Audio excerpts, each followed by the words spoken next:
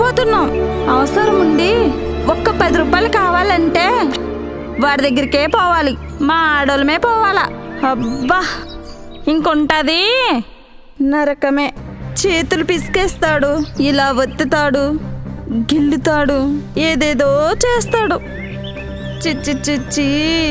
ఒక రోజంతా వాడి కోసం కాచుకోవాలి. అంతకు ముందే వాడి దగ్గరికి చాలా మంది ఆడోళ్ళు ఉంటారు. మా వంతు రావాలా. అబ్బా వాడింకా పిచ్చి లేస్తుంది.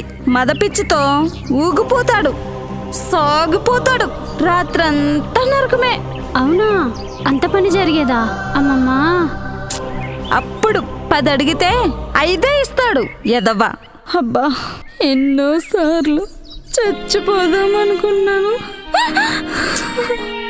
ఏడవకక్క,